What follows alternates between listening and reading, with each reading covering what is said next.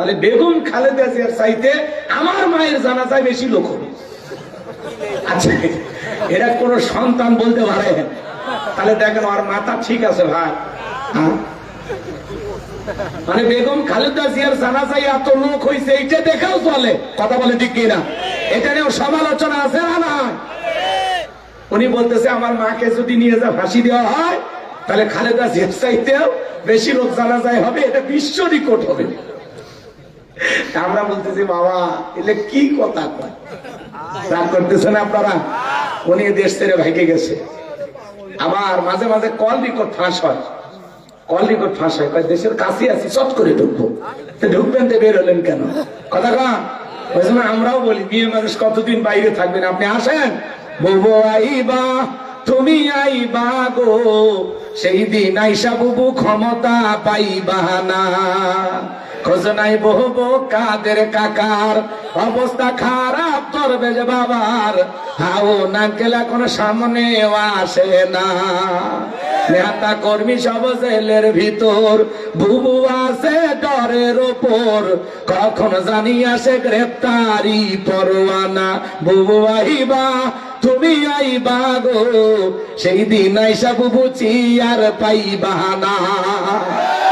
ক্ষমতার চেয়ার থেকে নামা সহজ, ওই চেয়ারে ওটা কঠিন, কথা বলে ঠিক না? দাওয়াত দিলেন তারেক রহমানকে, উনি তো আসলো, আপনি না আসে, কথা কয় না? এখন আপনি আসেন, রাগ করতেছেন? আমার ভাইয়েরা লম্বা করবেন না, বগুড়ার মুসলমান। আমি যে কথা বলতে চাচ্ছিলাম, তাহলে আপনারা কি আমার কথা বিরক্ত হয়েছে? কষ্ট হচ্ছে? বগুড়ার মানুষ যদি খুশি না হয় তো হবে কোন জায়গায়? আপনাদের তো ঈদের দিন বেজে গেছে, কথা কয় না? কে যারা তারেক রহমান আপনাদের বগুড়ার মাটিতে পা দিবে, এখন দেখেন এই মাটির প্রতি কতটা। বিমানবন্দরে নামে সর্বপ্রথম খালি পায়ে মাটিতে আসছে, কথা কন। এক মুঠো মাটি নিছে, নিয়ে একটু নেড়ে ছেড়ে দেখছে, কি কর? এই যে দেশের প্রতি একটা টান মায়া। আবার ওই যে কয়েক মিনিট বক্তব্য দিচ্ছে, আমি 3 বার শুনছি, একবারও কারো সমালোচনা করেনি, কারো বিরুদ্ধে মন্তব্য করেনি, শেখ হাসিনার নামও নেয়নি। কথা কন নাকি আপনারা? বক্তব্যের শেষে কি বলছে? যে আগামীতে যারাই ক্ষমতায় আসুক, আমরাও যদি আসি, যারাই আসুক, নবী করিম সাল্লাল্লাহু আলাইহি ওয়াসাল্লামের ন্যায় পরায়ণতা দিয়া ইনসাফ ভিত্তিক সমাজ আমরা গঠন করব, ন্যায় বিচার কায়েম করব। আল্লাহু আকবার কন। আর বারবার আল্লাহর প্রশংসা করেছেন, 15 বার 16 বার আল্লাহর নাম নিয়েছেন। আল্লাহু আকবার কন। এই উনি কেন বলছেন নবী করিম সাল্লাল্লাহু আলাইহি ওয়াসাল্লামের আদর্শ দিয়া বাংলাদেশ পরিচালনা করবেন, এটা নিয়ে ভারতে এখনো আলোচনা হচ্ছে। আপনি জানেন এই কথা কেন বললো? ওরা মনে করছে, কথা বোঝেন না, ওরা তো বুঝতে ফেলে দিছে যে বাপরে বাপ, ন্যায় বিচার যদি কায়েম হয়ে যায় তাহলে আমাদের সাথে এতদিনের সম্পর্ক আর থাকবে না। সারা জীবন ভারতকে আমরা দিয়েই গেলাম, আর ভারত বিনিময়ে কি দিল? এই কয়েক মিনিট বলতেছি দেখা রাগ করছেন চাচা? বিরক্ত হচ্ছেন আপনারা? সর্বনাশ করছে, কথা ঠিক? কি আল্লাহু আকবার, চাচা কথা সর্বনাশ করছে ভারত, কথা ঠিক? আপনার সাথে আমি একমত। বাংলাদেশের সব ভারত নিয়ে গেছে, ঠিক ঠিক চাচা ঠিক। আর ওর সাথে যারা চাল ওই যে দুর্নীতি করছে, যারা টাকা পয়সা লুটে ফুটে গেছে, ওরাও নিয়ে গেছে, এমপি মন্ত্রী সব ভাগে গেছে, কথা কন ঠিক কিনা? যাই হোক বাজান গো, আমার মন খারাপ করবেন না। ও বগুড়ার মুসলমান, আপনাদের ঘরের সন্তান ঘরে আসবে, এটা তো আপনাদের আনন্দের বিষয়। আমি তারপরে আল্লাহর কাছে দোয়া করি, আল্লাহ পাক যেন উনি ওনার মাকে হারিয়েছেন, আল্লাহ যেন ওনাকে সবর ধারণ করার তৌফিক দান করেন, ধৈর্য ধারণ করার তৌফিক দান করেন। মাকে হারাইলেন, বাবাকে হারাইলেন, ভাইকে হারাইলেন, এখন এতিম হয়ে গেল তারেক রহমান, কথা বলেন ঠিক কিনা? এতিমের প্রতি যেন আল্লাহর রহমত হয়, আমরা দোয়া করি, আমরা দোয়া করি, তাই না ভাই? একটা এতিম ছেলে আপনাদের সন্তান। তো যাই হোক আল্লাহর কাছে দোয়া করি, আল্লাহ যেন ওনাকে সবর করার তৌফিক দান করেন, সবরে জামিল দান করেন। চিল্লা বলেন আমিন। আর এদেশে যেহেতু নিরাপত্তার কমতি আছে, দেখলেন না প্রকাশ্যে আমার ভাই শহীদ শরীফ ওসমান হাদিকে গুলি করা হলো, এই জন্য আমরা আল্লাহর কাছে দোয়া করি, আল্লাহ যেন ওনার নিরাপত্তার ব্যবস্থা করে। একটু জোরে কর না আমিন। কষ্ট হচ্ছে আমার ভাইরা, চলেন না সামনের দিকে যাই বাজান। আমি যে কথা বলতে চাচ্ছিলাম মনে হয় আপনারা ভুলে গেছেন। এই বাহার লোকমান হাকিমের সন্তান যখন বাবার পরিচয় দিলেন, বাবার পরিচয়ের কারণে সবাই তাকে ভালোবাসা দিতে লাগলেন, আদর আপ্যায়ন করতে লাগলেন, কেউ খাইতে দেয়, কেউ বসতে দেয়। কি সুন্দর ভাবে চলতেছিল কিছুদিন। হঠাৎ করে একদিন একটা মুরব্বি এসে ডেকে বলে, বাবা তুমি কি বিয়ে করছো? বলেন আমি বিয়ে করি নাই। বলে শোনো, এলাকা একটা সুন্দরী মেয়ে আছে, সেই সময়ের বিশ্ব সুন্দরী বললেও ভুল হবে না, বিয়ে করো আর না করো পাত্রীটারে একবার দেখো। লোকমান হাকিম আগেই বলেছে, আমার সন্তান ও এলাকা একটা সুন্দরী মেয়ে আছে, খবরদার তারে দেখতে যাইবা না, ওরে বিয়ে করলেই কিন্তু বিপদ হবে। বাবা আগে সতর্ক করে দিয়ে দিয়েছে, কিন্তু মুরব্বীদের ব্যবহার দেখে লোকমান হাকিমের ছেলের মায়া লাগে গেল, যে বিয়ে করি আর না করি অন্তত পাত্রীটা দেখি। কথা হয় না? পাত্রী দেখার জন্য রওনা করলো। যুবক তোমরাও পাত্রী দেখতে যাও কিনা? কারে নিয়ে? বন্ধুরে নিয়া, দুলা ভাইরে নিয়া যাওয়া জায়েজ আছে? এ কথা কলে আপনি যে বন্ধু বান্ধব দুলা ভাই 14 গোষ্ঠী নিয়ে যে যাচ্ছেন পাত্রী দেখতে, জায়েজ আছে? এই ছেলে, তুমি কি প্রতিবন্ধী অসহায় যে তোমার আশেপাশে এত লোক লাগে কেন? পাত্রী দেখতে যাবি? এই ছেলে শোন বাবা, পাত্রী দেখতে যাইবা শুধুমাত্র মা আর বোনকে সাথে নিয়ে যাইবা। খবরদার দুলে ভাই বন্ধু বান্ধবীদেরকে নিয়ে যাওয়া যাবে না, জায়েজ নাই চাচা, হারাম। আচ্ছা ঠিক ঠিক ঠিক আছে, আব্বা আব্বা থামেন থামেন থামেন, আমারে বলতে দেন, তাছাড়া আমি লাইন ভুলে যাবো। বলতে দেন, বলতে দেন। দুলে ভাইকে নিয়ে যাওয়া জায়েজ, বন্ধু বান্ধব নিয়ে যাওয়া জায়েজ, মাকে নিয়ে যাবেন। শোনেন, ভাবি আর খালাকে নিবেন না, কারণ আছে, নেওয়া জায়েজ আছে কিন্তু নিবেন না। ভাবি গেলে মেয়ে দেখতে যতই সুন্দরী হোক, ভাবি চাইবে যাতে তার ছেলে কম সুন্দরী ওই বাড়ির বউ হয়। বেশি সুন্দরী হলে ভাবির দাম কমে যাবে, কদর কমে যাবে, বোঝেন না? এ ষড়যন্ত্র আছে, এজন্য ভাবিরে নেওয়া যাবে না, আর খালারেও নেওয়া যাবে না। কারণ মেয়ে দেখতে যতই সুন্দরী হোক, খালা একটা ভুল বের করে বলবে এর সাথে আমার লাভলি ভালো, মানে খালার বাড়িতে একটা রেডি হয়ে আছে। কথা কি বুঝছেন? এই জন্য এই দুই মহিলা নিয়ে যাবেন না, কিন্তু দুই মহিলা নিয়ে যাবেন, সেটা হলো মা আর বোন। মা চাইবে আমার ছেলের যেন একটা সুন্দরী পুত্রবধূ পায়, কথা কন। আর আপনার বোন চাইবে আমার ভাইয়ের যেন একটা চাঁদের মতো সুন্দরী ভাবি হয়, কথা কন ঠিক না? এই দুই মহিলার অন্তরে কোনো ভেজাল, কথা ক্লিয়ার? পাত্রী দেখতে সাথে যাবে কে? মা আর বোন, কথা যেন মনে থাকে। খবরদার, আল্লাহ যেন যুবকদের হেদায়েত দান করেন, ঝরে বলেন আমিন। এইবার লোকমান হাকিমের সন্তান পাত্রী দেখতে গেল। ভাইয়েরা আমার, মেয়েটা দেখতে এতই সুন্দরী ছিল, আগেই বললাম বিশ্ব সুন্দরী বললেও ভুল হবে না। এক নজর লোকমান হাকিমের সন্তান মেয়েটার চেহারার দিকে তাকাইয়া মনে মনে ভাবতেছে, বিয়ে যদি করি এই মেয়েকেই করব, বউ তো এরকম সুন্দরী হওয়া দরকার। জোরে কন্যা মারহাবা। মনে ধইরা গেছে, এক পলকে ভালো লাগে গেছে, কথাকে বুঝতে পারছেন? এইবারে মুরব্বীরা ডেকে বলে, বাবা মেয়ে কেমন দেখলা? বলে 100 পছন্দ হয়ে গেছে। বলতেছে, বাবা তুমি যেহেতু লোকমান হাকিমের ছেলে, তোমার কাছে গোপন রাইখা লাভ নাই, এই মেয়ের একটা গোপন সমস্যা আছে। কি সমস্যা? কথা কয় না গো। পাত্রী দেখতে গেলে আশেপাশে খোঁজ খবর নেন না, যে ভাই অমুকের মেয়েকে আমরা দেখতেছি, মেয়েটা কেমন? বলতে অমুকের মেয়ের কথা বলতেছে না, যে বিলকিস, ও তো 7 দিন আগে কক্সবাজার থেকে আইফোন নিয়ে আসলো। কথা কন না কে? এরকম ঘটনা আছে না নাই? আমার এলাকায় পাত্রী দেখতে যায়, খবর নিলে গোপন তত্ত্ব এলাকার মানুষ ফাঁস করে দেয়। এইবার দেখে বলতেছে, বাবা এই বিয়েটার এর আগে 1 নয় 2 নয় 10 বার বিয়ে হয়েছিল, প্রত্যেকটা স্বামী বাসর ঘরে মারা গেছে, একটা স্বামী বাসর ঘর থেকে জীবিত বের হয় নাই। তোমার সিরিয়াল 11 নাম্বার, এইবার বলো তুমি রাজি আছো না নাই? লোকমান হাকিমের সন্তান চোখে দেখে ভালো লাগছে, অন্তরে ধইরা গেছে, কিন্তু মেয়েটার যে গোপন একটা সমস্যা, 10 বার বিয়ে হয়েছে, 10টা স্বামী মারা গেছে, কিন্তু মনে তো চাই বিয়ে করলে মেয়েটারে বিয়ে করব। লোকমান হাকিমের ছেলে বিয়ে করতে চাই। পুরো ঘটনাটা কি বলবো, আপনারা কি শুনবেন? একটু 2 হাত তুলে বলেন শুনবেন। একটা তাকবীর দেন, লিল্লাহি তাকবীর। আমার কলিজার ভাইয়েরা আমার, আল্লাহ বলেন, ইয়া বুনাইয়া লা তুশরিক বিল্লাহ হে আমার সন্তানেরা, হে আমার কলিজার টুকরা সন্তানেরা, আল্লাহর সাথে কখনো কাউকে সমকক্ষ স্ত্রী করবা না। আল্লাহ ছাড়া অন্য কাউকে উপাস্য হিসেবে মানা যাবে না। আল্লাহর সাথে কাউকে শরীক করবা না। ইন্নাশ শিরকা লাযুলমুন আযীম। এই শিরিক হলো সবচাইতে বড় জুলুম। নিশ্চয় শিরিক হলো সবচাইতে বড় জুলুম, সবচাইতে বড় অপরাধ, সব পাপের বড় পাপ শিরিক। পাপেরও বাপ। কথা কি বলছেন? শোনেন, আমার দিকে তাকান। এই জায়গায় খুবই গুরুত্বপূর্ণ, জীবন ঘনিষ্ঠ বিষয়। আমার দিকে তাকাবেন। আমি যে কথা বলতে চাচ্ছিলাম, বড় শিরিক গুলোকে শিরিকে আকবর বলা হয়, ছোট শিরিক গুলোকে শিরিকে আসগর বলা হয়।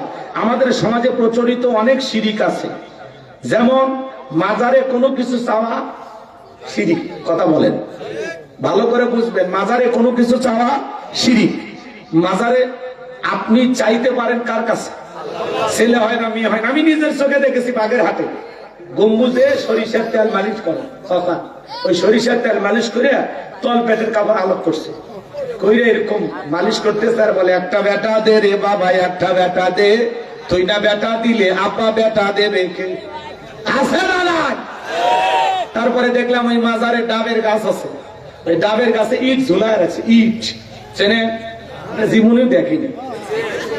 কথা বলো না কেন?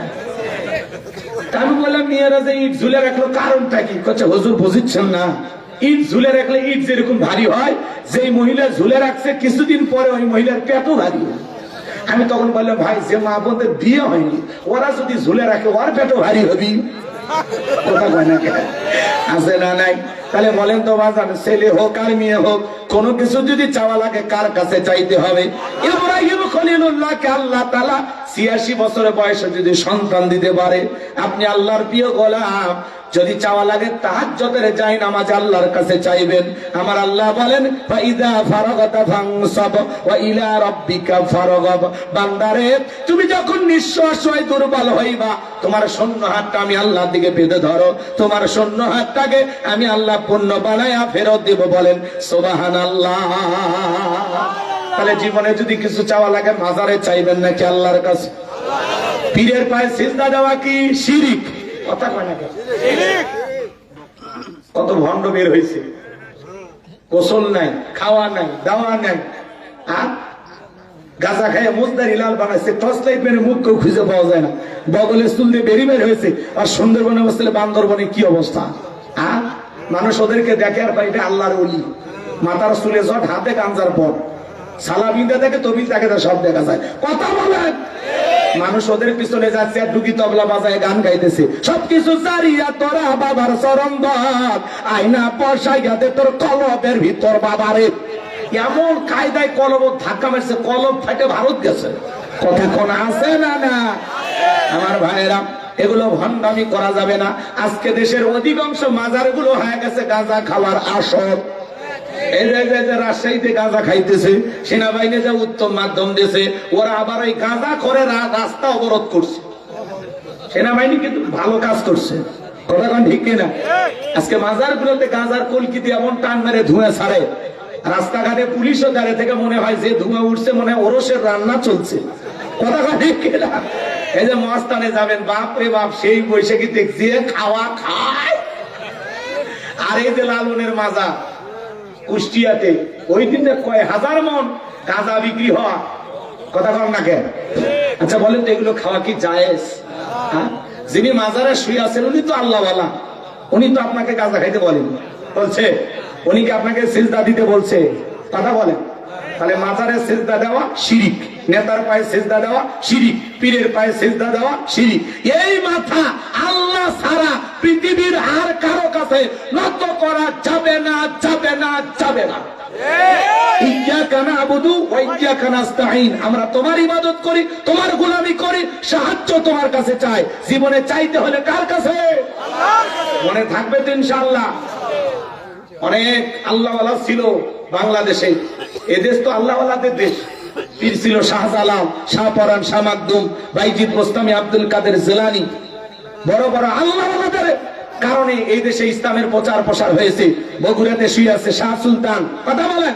রাজশাহীতে শুয়ে আছে শাহ মাকদুম, রংপুরে শুয়ে আছে কেরামতুল্লাহ। এই যে বড় বড় আল্লাহওয়ালাদের কারণে এদেশে ইসলামের প্রচার প্রসার হয়েছে। এটা খুবই ভালো কাজ, কথা বলেন। পীর ছিল শাহজালাল, খানকাই পীর, রাজপথে বীর, নারাই তাকবীর হুঙ্কার দিয়েছে, গৌর গোবিন্দ ধুতি খুলে পালাছে। কথা কয় না গো। আর এখনকার পীর ডিজিটাল ক্ষীর আছে, আছে। মহিলা মুরিদ দেখলো কয় মা, মহিলা চিন্তা করছি এত বড় আল্লাহর ওলি ডাকে, যদি কাছে না যায় জাহান্নামে জায়গা হবে না।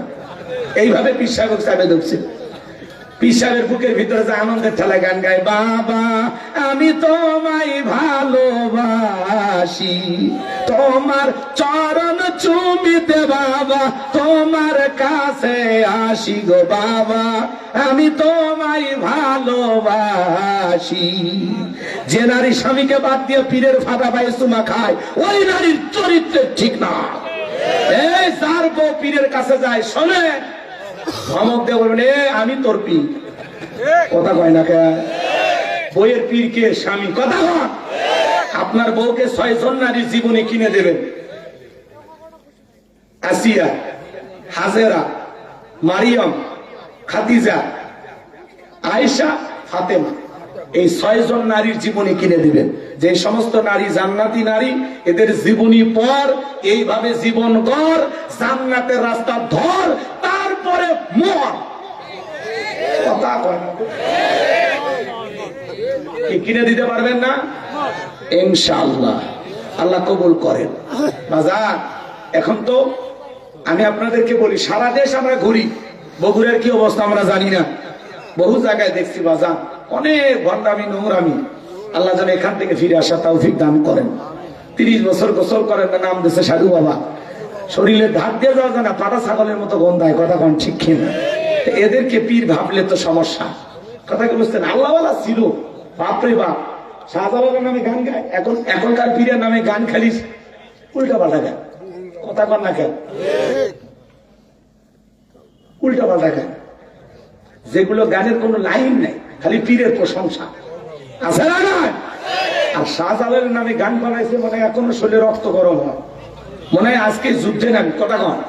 শোনেননি গান? শোনেননি? ছোটাই শাহজালালের নির্ভীক সৈনিকারা, খতম কর গোবিন্দেরই সেলা চামুন্ডা গুলা। ছোটাই শাহজালালের নির্ভীক সৈনিকারা, খতম কর গোবিন্দেরই সেলা চামুন্ডা গুলা, কথা কন না? অলিদের পাগভূমিতে বিপ্লবেরই মশাল জ্বালা। ছোটাই শাহজালালের নির্ভীক সৈনিকারা, খতম কর গোবিন্দেরই সেলা চামুন্ডা গুলা। শাহজালালের স্বপ্ন ছিল আল কোরআনের জ্বলবে আলো, মারহাবা কন। শাহজালালের স্বপ্ন ছিল আল কোরআনের জ্বলবে আলো, সেই আলো জ্বালিয়ে দিতে, সেই আলো ছড়িয়ে দিতে বিপ্লবেরই মশাল জ্বালা। ছোটাই শাহজালালের নির্ভীক সৈনিকারা, খতম কর গোবিন্দেরই সেলা চামুন্ডা গুলা। ওনারা ইসলাম প্রচার করতে আসছে। কে কি আছে পিছনে কথা কইতে মানা করছি না? আর একবার কোলের টানিয়ে নিয়ে এসে অজত লেগে দেবে, মানুষ চেনেননি। কি হয়েছে? আপনি অতিরিক্ত কথা বলেন কেন? কি সমস্যা? কি আর আমার কথা মানে আপনার গল্প করবার মানা করছি? শোনেন নাই? শুরুতে বলছি না যে কোনো কথা হবে না, আপনি গল্প করেন মানে? গল্প করার জন্য আসছেন না শোনার জন্য আসছেন? আজকে আমি বলবো, আপনি শুনবেন, পরে আপনি অনেক গল্প জমে রাখেন, পরে বললেন মন্তব্য যা আছে পরে আপনি ওয়াজ করে চলে যায়, পরে সমালোচনা করবেন না দোয়া করবেন, এটা আপনার ইচ্ছা। হক কথা বললে তো চলে কে? এত চলে কে? ভণ্ডামি করবেন না, বলা হবে না। এইভাবে আমি ওয়াজ করি সারা দেশে। আজকে আপনার এখানে বেশি বলতেছি এমন না, বগুড়া দেখে কমই বলতেছি, অন্য জায়গায় আরো বেশি বসায়। বগুড়া দেখে সাথ দিচ্ছি শ্বশুর বাড়ি এলাকা। রাগ করতেছেন না? বেশি বলে শ্বশুরেরা মন খারাপ করবে। আমার ভাইরা গভীর মনোযোগ দিয়ে কথাগুলো শুনে যান। আমাদের সমাজে শিরিক আছে না নাই? বলেন টিয়া পাখির কাছে যা ভাগ্য গণনা করা কি শিরিক? কথা কয় না। কবিরাজের কাছে যা ভাগ্য গণনা করা কি শিরিক? আছে না নাই? শনিবার মঙ্গলবার বিয়ে করা হয় না, এগুলো দিন শুভ না, এগুলো ধারণা করা শিরিক। সন্ধ্যার পরে শ্রমিক কাজ করেছে, ধনী বেচারা টাকা দিতে চায় না, ধনী নাকি সন্ধ্যার পরে টাকা দিলে গরিব হয়ে যাবে, এগুলো ধারণা করাও শিরিক। কথা বোঝেন? বোঝেন? ভালো করে বুঝবেন। ওই হাত চুলকালে টাকা সেরে বাঁধেন, দুইটা হাত খুলে রাখেন, 3 দিন হাত চুলকে চামড়া উঠে যাবে, তাও টাকা আসবে না, এগুলো ধারণা করাও শিরিক। এরপরে বাজান অনেক কথা আছে। ওই যে টেলিভিশনে একটা অ্যাড দেয়, শুনছেন? আপনি কি মামলায় হেরে যাচ্ছেন, বিদেশে যেতে ভয় পাচ্ছেন, দাম্পত্য জীবনে অসুখী, ভিসা হচ্ছে না, ব্যবসায় বরকত পাচ্ছেন না, শেষ দর্শন আজমেরি জেমস হাউস, লিটন দেওয়ান চিস্তি, বসুন্ধরা সিটি কমপ্লেক্স, ঢাকা। এক আংটিতেই নাকি এত সমস্যার সমাধান। তাহলে তোমার আংটি বেচা লাগতো না। এ হাতে 5টা, এ হাতে 5টা, 10টা আংটি ব্যবহার করে পৃথিবীর সেরা ধনী হয়ে যেত। কথা কন। তাহলে ভরসা আংটির উপর নাকি কার উপরে? জোরে বলেন বাজান। এরপরে নতুন বউ চা বানায় দিকে কাপটা করে ভাঙ্গে গেছে, বলে অলক্ষণে বউ আসছে, কুলক্ষণে বউ আসছে। একটা কায়ের এদিক খেয়াল করেন, একটা চায়ের কাপের সাথে অলক্ষণ কুলক্ষণের কোনো সম্পর্ক নাই। এটা একটা দুর্ঘটনা। এই ঘটনা শাশুড়ির হাত থেকে ঘটতে পারে, ননদের হাত থেকে ঘটতে পারে। মনে রাখবেন, মানুষের ভাগ্যে অলক্ষণ কুলক্ষণ বলে কোনো কথা নাই। কথা বলেন। এরপরে কয় জমজ কলা খেলে জমজ বাচ্চা হয় ভালো। যেই মহিলার বাচ্চা হয় না, বাজারে সব জমজ কলা খাওয়ায় দেন, আল্লাহ যদি এরপরে 2-1টা দেয়। আর জমজ কলা খেলে যদি জমজ বাচ্চা হয় ভালো, 2বারে কষ্ট 1বারে হলো, মাঝখানে সেজারের টাকাটাও বেঁচে গেল। কথা বলেন ঠিক কি না? এরপরে ছোট বাচ্চারা কপালে কালো টিপ দেয়, কয় বদ নজর থেকে বাঁচার জন্য। বলেন তো বাজান, তকদিরের ভালো মন্দ কার হাতে? ওয়াল কদরিহি শাররিহি মিনাল্লাহি তাআলা ওয়াল বাসি বাদাল মাউত। তকদিরের ভালো মন্দ একমাত্র কার হাতে? তাহলে একটা কালো টিপের সাথে এই ফতুয়া যদি নিবার চান, বউকে যদি বলেন কালো টিপ কেন, তোমার তো শাশুড়ি দিছে। শাশুড়ি যদি বলেন কালো টিপ কেন, কয় তোমার নানি শাশুড়ির কাছ থেকে দেখেছি। এই দলিল খালি আর নানি আর দাদি, এই দলিলের আর কোন আগা ঘোরা নাই। কথা বোঝেন না? বাচ্চাদের কপালে কালো টিপ দিবেন না, পায়ে কালো টিপ দিবেন না। কথাকে বুঝাইতে পারলাম নাকি? কষ্ট হচ্ছে আপনাদের? বলেন। এরপরে সমাজে আরো অনেক শিরিক আছে, প্রচলিত অনেক শিরিক। কয়টা কথা বলবেন? আমাদের সমাজে অনেক অন্যায় অপরাধ আছে। যুবক যুবতী, তরুণ তরুণীরা মুসলমান হওয়ার পরেও আমাদের সন্তানদেরকে আমরা পূজা আসলে, মেলা আসলে ঠেকাইতে পারি না। কথা বলা গো। নেতারা উপর থেকে উৎসাহ দেয়, ধর্ম যার যার, উৎসব সবার। নাউজুবিল্লাহ কন। এটা একটা ঈমান ধ্বংস করার স্লোগান। এই স্লোগান মুসলমানেরা দিতে পারে না। কথা বলেন ঠিক কি না? মনে রাখবেন, ধর্ম যার, উৎসবতা। কথা বলেন না কেন? আচ্ছা বলেন তো বাজান, এদিকে আমার দিকে তাকান। জুমার নামাজের দিনে কি মুসলিমেরা আসে? ঈদের নামাজে, জানাজার নামাজে, লাইলাতুল বরাতে, লাইলাতুল কদরে কোনদিন আসলো না? যেদিন গরু জবাই করছেন ওই দিন এসে বস্তু কেটে দিচ্ছে। তাহলে আপনার কোন উৎসবে অমুসলিম আসে না, কথা সত্য।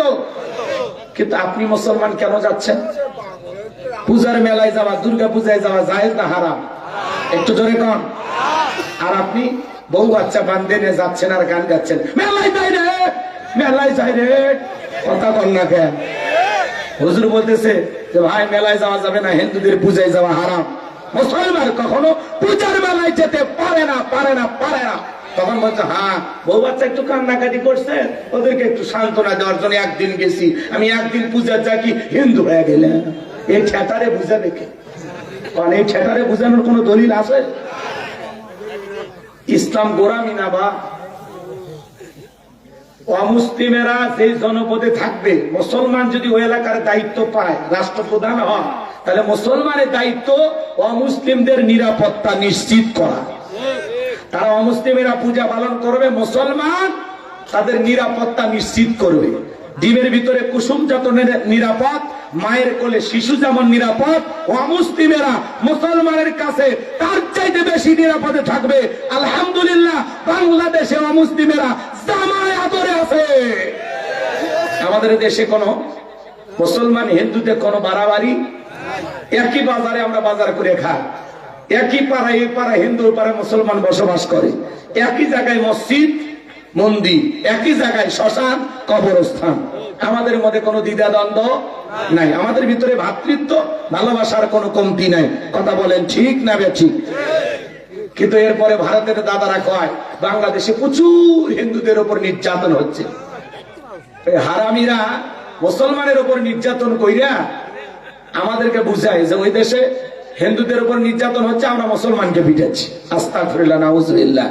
এই দেশে কোন অমুসলিমের উপরে আমরা নির্যাতন হতে দেই না। কথা বলেন ঠিক কিনা? অনাকাঙ্ক্ষিত দুই একটা ঘটনা ঘটলেও সাথে সাথে তাদেরকে গ্রেফতার করা হয়। কথা বলেন ঠিক কিনা?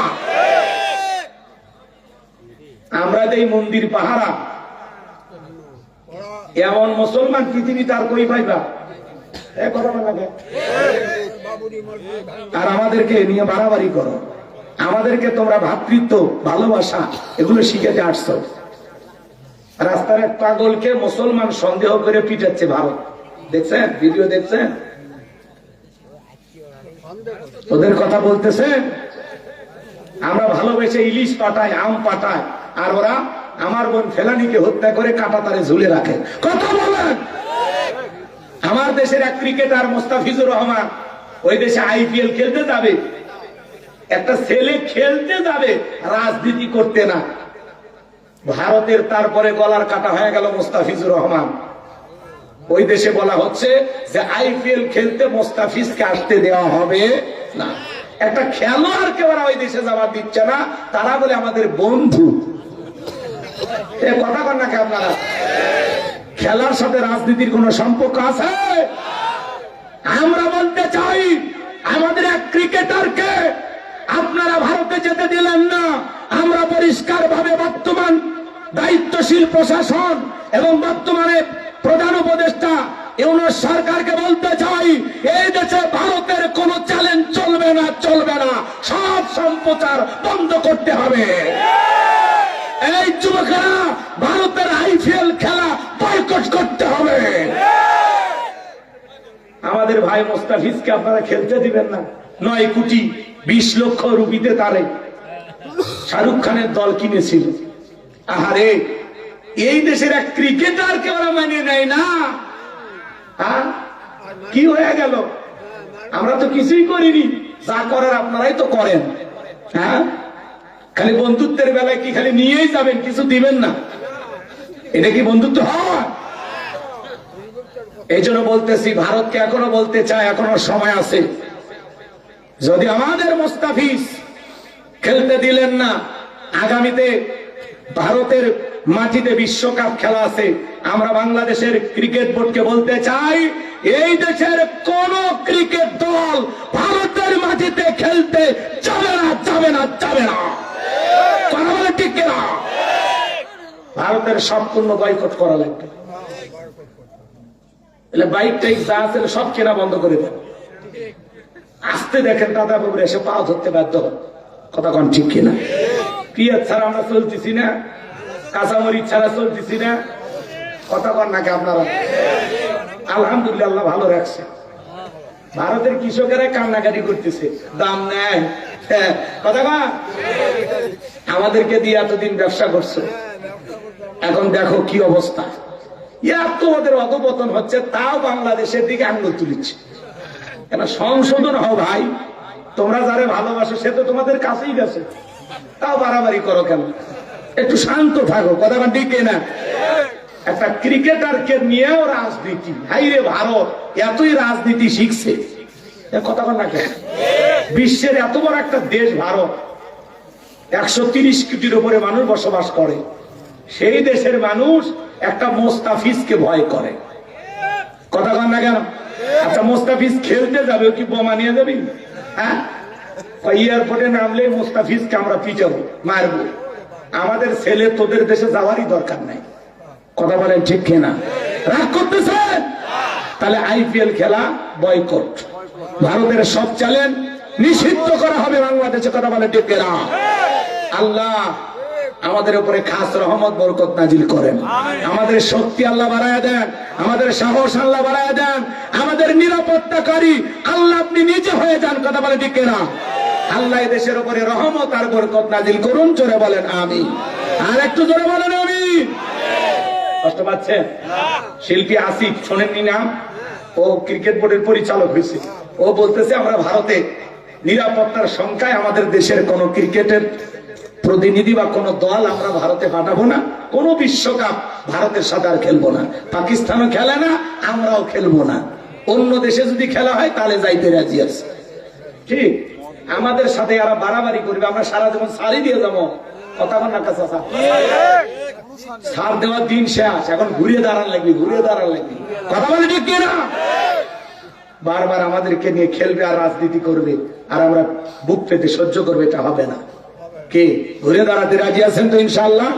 তাহলে আমি যে কথা বলতে চাচ্ছিলাম, ভাই মুসলমানেরা জনপদের ক্ষমতায় থাকলে অমুসলিমদের নিরাপত্তা নিশ্চিত করতে হবে, এটা মুসলমানের দায়িত্ব। কথা বলে ঠিক কিনা?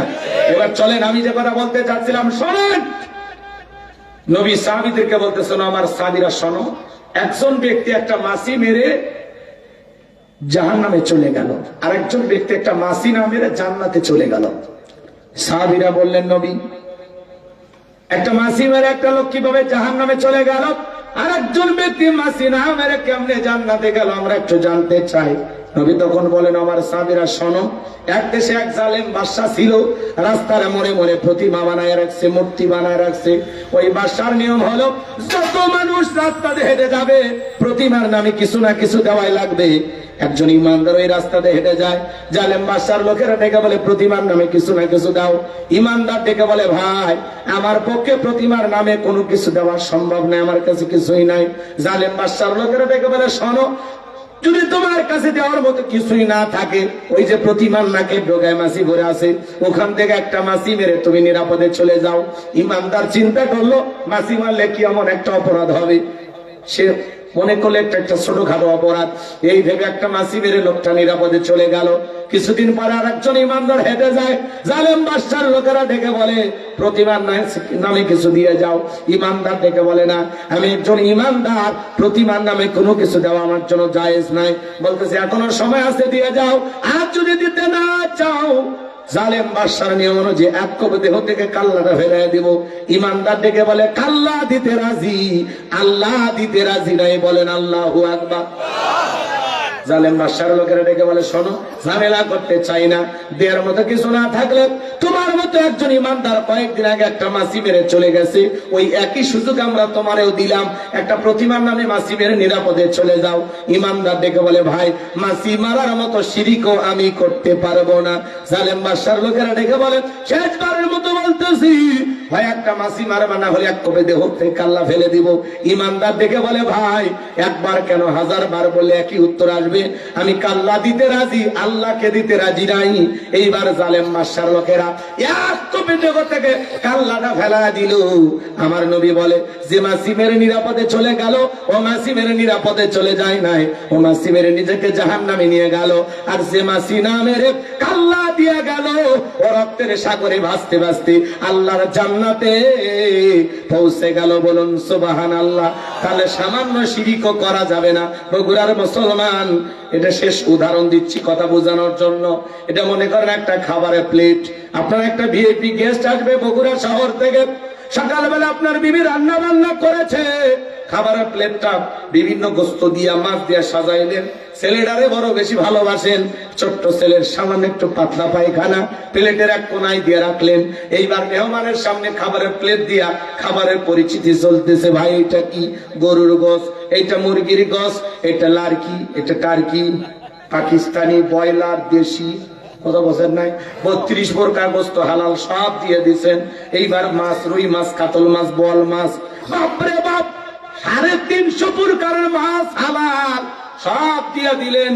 প্লেটটা সাজায় রাখছেন সুন্দর কইরা। খাবারের পরিচিতি হইতে হইতে বলতেছে, ভাই এই যে এইটা কি? তখন বলতেছে, ভাই ছেলেটারে বড্ড বেশি ভালোবাসি, ওর সামান্য একটু পাতলা পায়খানা দিয়েছে, আপনি খেয়ে নেন। পৃথিবীর কোন গেস্ট, কোন মেহমান এই খাবার কি খাবে বলেন? টাকা দিলেও খাবে, পিটাইলেও খাবে। খাবে না কেন? ওই প্লেটের ভিতরে যতই দামি খাবার থাক, সামান্য পায়খানা মিশ্রিত থাকার কারণে দুনিয়ার কোনো মেহমান যেমন ওই খাবারটা খাবে না। মনে করেন আপনার আমল নামার একটা প্লেট আছে, ওই প্লেটে নামাজ আছে, রোজা আছে, হজ আছে, যাকাত আছে, দান খয়রাত আছে, জীবনে অনেক ভালো আমল করেছেন, সব ভালো আমল দিয়া প্লেটটা সাজানো আছে, কিন্তু প্লেটের কোনায় সামান্য একটা শিরিক যদি মিশ্রিত থাকে, ওই শিরিক মিশ্রিত কোন আমল আল্লাহর দরবারে কবুল হবে না। শিরিক মিশ্রিত থাকার কারণে আপনার সমস্ত ভালো আমলগুলো বরবাদ হয়ে যাবে। কথা কি বুঝাইতে পারলাম? তাহলে শিরিক কি ছোট গুনাহ না বড় গুনাহ? শিরিক মুক্ত ঈমান দরকার আছে না নাই? আল্লাহর কাছে বলুন, আল্লাহ আমাদের সবাইকে আপনি শিরিক মুক্ত ঈমান দান করুন। তাহলে জীবিত থাকা অবস্থায় আমাদের দ্বারা কোন ধরনের শিরিক যেন না হয়, নিজেও শিরিক থেকে বাঁচবো, নিজের সন্তান, স্ত্রী, ছেলে, মেয়ে এদেরকেও শিরিক থেকে বাঁচায় রাখবো। কথা ক্লিয়ার? কয় না ইন্না শিরিকা লা যুলমুন আযীম, শিরিক হলো সবচেয়ে বড় জুলুম, সবচেয়ে বড় অপরাধ। লোকমান হাকিম যখন তার সন্তানকে আল্লাহর সাথে পরিচয় করা দিলেন, শিরিকের পরিচয় করা দিচ্ছেন মানে কি? ছেলেকে আল্লাহর সাথে পরিচয় করা দিলেন। ইয়া বুনাইয়া, হে আমার বৎস, লা তুশরিক বিল্লাহ, আল্লাহর সাথে শিরিক করো না। ইন্না শিরিকা লা যুলমুন আযীম, শিরিক হলো সবচেয়ে বড় জুলুম, সবচেয়ে বড় অপরাধ। এই পাপ, এই অপরাধ তোমরা করবা না। ছেলেকে ওয়াজ করে আল্লাহ সম্পর্কে বুঝাইলেন। আমার আল্লাহ এত খুশি হয়ে গেল, দেখে বলে, রহমান তুমি তোমার সন্তানকে আমার সাথে পরিচয় করায় দিলা, আমি আল্লাহ বড় খুশি হয়ে গেলাম। এবার আমার দায়িত্ব তোমার সন্তানদেরকে তোমার সাথে পরিচয় করে দাও। সুবহানাল্লাহ। এইবার আল্লাহ 14 নম্বর আয়াতে কত সুন্দর করে জানিয়ে দিলেন, ওয়াসাইনাল ইনসানা বিওয়ালিদাইহি হামালাতুহু উম্মুহু ওয়াহানান আলা ওয়াহানিউ ওয়াফিসালুহু ফি আমাইনি আনিশকুরলি ওয়ালিওয়ালিদাইক ইলাইয়াল মাসির। আল্লাহ দেখে বলতেছেন, আমি তো মানুষকে তার মাতা পিতার প্রতি সদাচরণের নির্দেশ দিয়েছি। কারণ হলো তার মা কষ্টের পর কষ্ট সহ্য করে সন্তানটাকে গর্ভ ধারণ করেছে, 2-2.5 বছর বুকের দুধ পান করাইছে। সুতরাং আমার প্রতি কৃতজ্ঞ হও, মাতা পিতার প্রতি কৃতজ্ঞ হও। তোমরা সবাই তুমি আল্লাহর দিকে প্রত্যাবর্তন করবা। এই জায়গায় আল্লাহ পিতা মাতার খেদমতের ওয়াজ করলেন। বলেন তো বাজান, পিতা মাতার খেদমত করার দরকার আছে না নাই? এ তরুণ যুবকেরা, মা বাবার মনে কষ্ট দাও, বাবার মনে কষ্ট দাও। দেখো না আমার আল্লাহ কত সুন্দর করে বলে দিল, আমি পৃথিবীর মানুষকে নির্দেশ দিলাম তারা যেন মাতা পিতার সাথে সদাচরণ করে।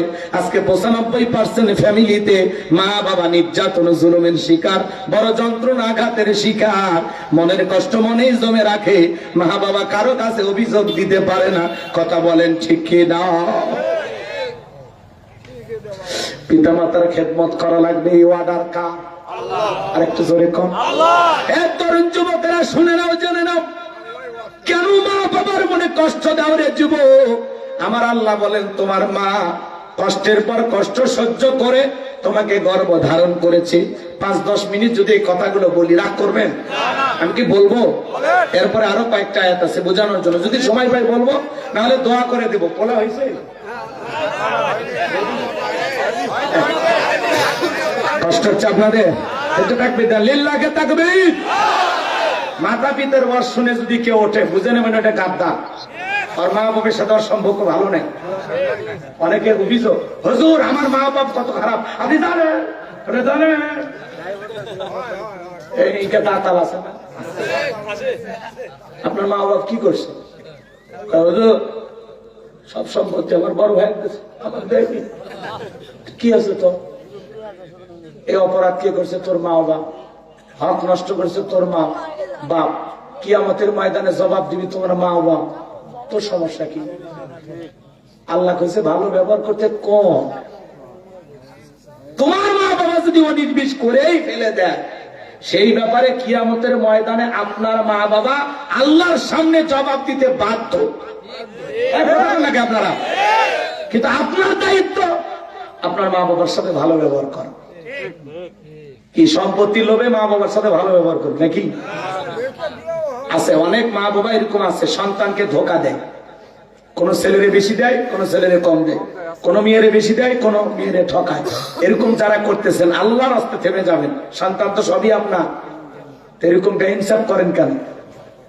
সন্তানদের যতটুকু হক কোরআন সুন্নাহ অনুযায়ী যেভাবে বন্টন করতে বলা হয়েছে ঠিক সেভাবে বন্টন করবেন, একটু 19-20 করবেন না। 19-20 করে আপনার লাভটা কি?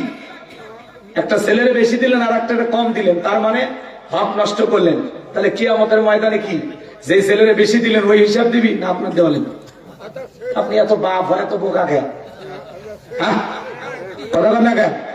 সন্তান সবাই আপনার চোখে সমান, কিন্তু অনেক মা বাবা অনেক সময় ছোট ছেলের প্রতি বেশি টান কথা কয় না,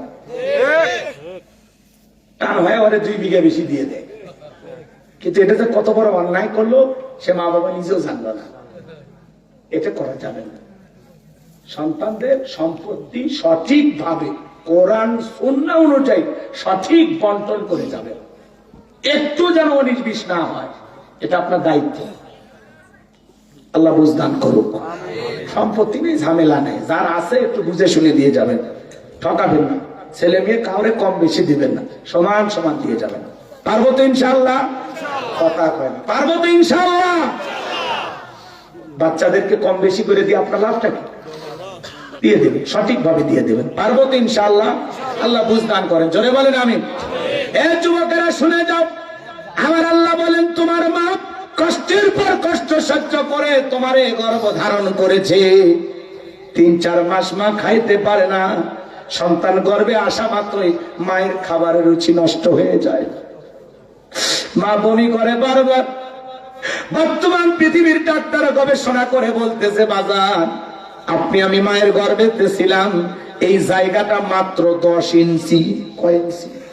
একটা সন্তানের বয়স যখন 6 মাস পর্যন্ত হয়ে যায়, এই 6 মাসের মধ্যে মায়ের গর্ভে থাকা সন্তানের জন্য জায়গাটা পুরোটা কভার হয়ে যায়। 10 ইঞ্চি জায়গা পুরোটা কভার হয়ে যায়। সন্তান থাকার মতো মায়ের গর্ভে আর কোনো জায়গা নাই। সন্তানের বয়স যখন 7 মাস 1 দিন, আল্লাহ তাআলা তখন সন্তানের 2টা পা মার কলিজার সাথে লাগায়া দেয়। ওই সন্তান যখন 1 ইঞ্চি বড় হয়, মায়ের কলিজাটা সন্তান 2টা পা দিয়ে 1 ইঞ্চি উপরে তুলে ধরে। বর্তমান পৃথিবীর ডাক্তার বলতেছে বাজান, একটা সন্তান কমপক্ষে 4 থেকে 5 ইঞ্চি ডেলিভারির আগ পর্যন্ত লম্বা হয়, বড় হয়। ওই সন্তানটা 4-5 ইঞ্চি মায়ের কলিজাটা পা দিয়ে উপরের দিকে ঠেলে তুলে ধরে থাকে। যেই সন্তান মায়ের পেটে সব চাইতে কম নাড়াচাড়া করে, ওই সন্তানটা মায়ের গর্ভে থাকা অবস্থায় 4500 বার মার কলিজায় লাথি মারে। আপনিও লাথি মারছেন, আমি হুজুরও লাথি মারছি। এ বাজার, দিলটা নরম করে কথাগুলো শুনে যা। কেমনে মার মনে কষ্ট দেন, বাবার মনে কষ্ট দেন। 8-9 মাস যখন হয়ে যায়, মার পেটটা যখন তরমুজের মতো বড় হয়ে যায়, মা ঘুমাইতে পারে না, ডান কাত ফিরতে পারে না, বাম কাত ফিরতে পারে না, মার বড় কষ্ট হয়। কত মাস সন্তান পেটের মধ্যে নিয়া সারা রাত দেয়ালে পিঠটা লাগাইয়া খাটের সাথে হেলান দিয়া কাটায়া দেয়। যেই মা সন্তান পেটের মধ্যে নিয়া এইরকম কষ্ট করে রাত কাটায়া দেয়, সারা রাত জায়গা নফল নামাজ পড়লে যে সব হয়, মায়ের আমল নামায় আমার আল্লাহ সেই সব লিখে দেয়। বলুন সুবহানাল্লাহ। সন্তান ডেলিভারির সময় যখন চলে আসে, গভীর নিশীথে মা বাবার 2টা পা জড়াইয়া কান্দে। মায়ের চোখের পানি যখন বাবার ফাঁকে স্পর্শ করে, বাবা ঘুম থেকে জাগ্রত হয়ে ডেকে বলে, বিবি এত রাতের বেলায় কেন কান্না করো, কি হয়েছে তোমার? মা ডেকে বলে, স্বামী জীবনের প্রথম সন্তান হওয়ার জন্য বাবার বাড়িতে চলে যাব। দীর্ঘদিন আপনার সংসার করলাম, বলবে তুমি যা হয়েছে মাফ করে দেন গো স্বামী। বড় ভয় লাগে, কত মহিলা সন্তান জন্ম দিদিকে মারা যায়। আমি যদি মারা যাই স্বামী আপনি আমাকে মাফ করে দেবেন। ওই স্বামী বেঁচে থাকলে আবার আপনার সংসারে ফিরে আসবো। এই কথা বলে মা সংসারের চাবি বুঝায়া দিয়া দাইমার ঘরে চলে যায়। প্রসবের যাতনায় মা দাঁত মুখ কামড়ায়। প্রসবের কি যে যাতনা, কি যে ব্যথা, কি যে কষ্ট, দুনিয়ার মা ছাড়া কেউ বুঝবে না। নবীর এক সাহাবী মারে কান্দে করে নিয়ে খানায় খাবার তফ করতেছে। সাহাবীকে নবী দেখে বলে, সাহাবী তোমার কাঁদে কে? বলে, হুজুর আমার মা। নবী আমার বলে, সাহাবী তোমার কিসমত বড় ভালো, তুমি তোমার মায়ের সেবা করার সুযোগ পাইছো। আমি তো 6 বছর বয়সে আমার মারে হারাইছি, মায়ের সেবা করা আমার কিসমতে হয় না। সাহাবী বলেন, হুজুর আমি যে আমার মারে কাঁধে করে নিয়াও খানাই কাবা তফ করলাম, আমি কি আমার মায়ের হক আদায় করতে পেরেছি? আমার নবী বলে, সাহাবী আল্লাহ যদি কিয়ামত পর্যন্ত তোমাকে হায়াত দেয় আর তুমি যদি তোমার মাকে কাঁধে করে নেয়া এইভাবে খানায় কাবা তওয়াফ করো, তোমার মা তোমাকে জন্ম দেওয়ার সময় প্রসাবের যাতনায় আ শব্দ করেছিল, ওই একটা আ শব্দের হক দুনিয়ার কোন সন্তান আদায় করতে পারবে না। এজন্য নবীজি বলেন, হুমা জান্নাতুকা ওয়া নারুকা, তোমার পিতামাতাই তোমার বেহেশত, তোমার পিতামাতায় তোমার দোজখ। পিতামাতা খুশি, আরশের মালিক আল্লাহ খুশি। পিতামাতা বেজার, আরশের মালিক আল্লাহ বেজার। এ কলিজার টুকরা যুবক, বগুড়ার মুসলমানেরা দিল দিয়া কথাগুলো শুনে যান বাজান। মা প্রসবের যাতনায় দাঁত মুখ কামড়ায়। বর্তমান পৃথিবীর ডাক্তার গবেষণা করে বলতেছে বাজান, ডেলিভারির দিনে সন্তান সবচাইতে বড় 3টা লাথি মার কলিজায় মারে। সবচেয়ে বড় 3টা লাথি মারে। প্রথম যখন সন্তান মার পেটে লাথি মারে, সন্তান এতদিন যে কভারের মধ্যে ছিল বাজান, এক লাথিতে সন্তান এতদিন যে সুরক্ষিত প্যাকেটের মধ্যে ছিল এটা ছিন্ন বিচ্ছিন্ন হয়ে যায়, কভারটা ফেটে যায়। এর ব্যথা মা সারা পৃথিবীর কেউ বুঝবে না। এরপরে আর একটা লাথি মারে, এরপরে আর একটা এত জোরে লাথি মারে, মার শরীর থেকে রক্ত ঝরা শুরু হয়ে যায়। বর্তমান পৃথিবীর ডাক্তার গবেষণা করে বলতেছে বাজান, একটা সন্তানকে ডেলিভারি করতে গিয়ে মা কমপক্ষে 2.25 কেজি থেকে 2 কেজি পর্যন্ত রক্ত শরীর থেকে ঢেলে ফেলে দেয়। সন্তানটা যখন মার পেটে জোরে লাথি মেরে দুনিয়ার জমিনে ভূমিষ্ঠ হয়, ওই সন্তান দুনিয়াতে আসতে দেরি, মা জ্ঞান হারাইতে দেরি করে না।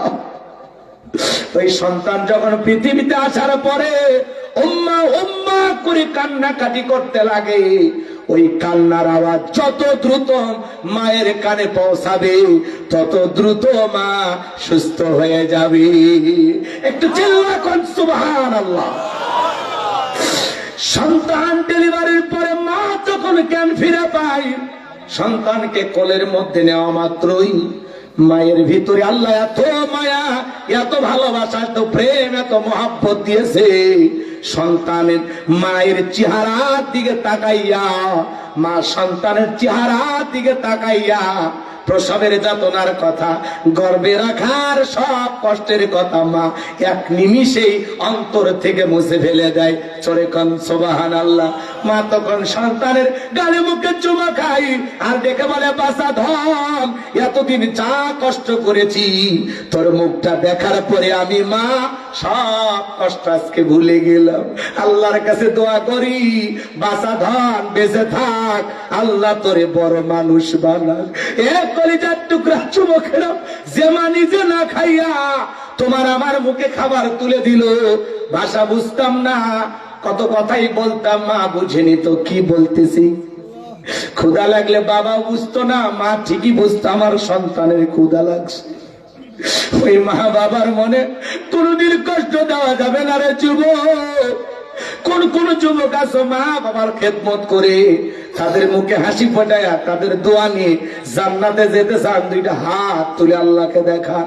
আল্লাহ আমাদের সবাইকে পিতামাতার খেদমতকারী সন্তান হিসাবে কবুল করুন। সিল্লা বলেন আমিন। আর একটু জোরে বলেন আমিন। এই যুবক, বিয়ে করে পাল্টে যাস না। বইয়ের ভালোবাসা বইয়ের কাছে, মায়ের ভালোবাসা মায়ের কাছে। একটু ব্যালেন্স করে চলতে হবে। পুরুষ মানুষ কখনো বইয়ের গোলাম হতে পারে না। কথা কয় আছে না এরকম? আরে বউ যতই বুঝা যে সব দায়িত্ব কি তোমার, তার আর ছেলে মেয়ে নাই, তোমার এত খরচ করা লাগবে কেন? বউ যতই বুঝা, শুধু শুনবেন বোকার মতো, প্রতিবাদ করবেন না। একটু ব্যালেন্স করে চলবেন। বউ যা বলবে সব শুনবেন। তলে তলে আপনার যে দায়িত্ব, মা বাবার জন্য, ভাই বোনের জন্য, সবার জন্য খরচ করবেন। বইয়ের কথা কখনো মা বাবার খরচ বন্ধ করা যাবে না। কথা কয় না? কথা বোঝেন? বউ বলতেই পারে ওই স্ত্রী সবচাইতে উত্তম যে স্ত্রী তার স্বামীকে ডেকে বলে, শোনো, কখনো তুমি তোমার মাকে কষ্ট দিবা না, কারণ আমি একদিন মা হব। কথা বলেন না কেন? ওই স্ত্রী সবচেয়ে ভালো যে স্ত্রী বোঝে যে আমার স্বামী যদি তার ভাই বোন বাবা মার জন্য খরচ করে, আল্লাহ তাআলা তার সম্পদকে বৃদ্ধি করে দিবেন, তার হায়াতকেও বৃদ্ধি করে দিবেন। যে স্ত্রী প্রকৃত স্বামীর কল্যাণ চায়, সেই স্ত্রী কখনো তার স্বামীকে তার বাবা মা ভাই বোনের জন্য খরচ করতে বাধা দেবে না, দেবে না, দেবে না। আর যে স্ত্রী চায় আমার স্বামী গরিব হোক, তাড়াতাড়ি মরুক, ওই বাধা দিবে। কথা কয় না কে? কারণ রক্তের আত্মীয় স্বজনের জন্য খরচ করলে সম্পদ কমে না বাড়ে? কে হুজুর, সম্পদ কমে না বাড়ে? কমে যায়। এটা রাগ করে বলুন, চাচার রাগটা আমরা কিছু মনে করলাম না। কষ্ট হচ্ছে আপনাদের? তাহলে যুবক, মা বাবার মনে কখনো কষ্ট দেওয়া, মা বাবার মনে কখনো ব্যথা দেওয়া যাবে?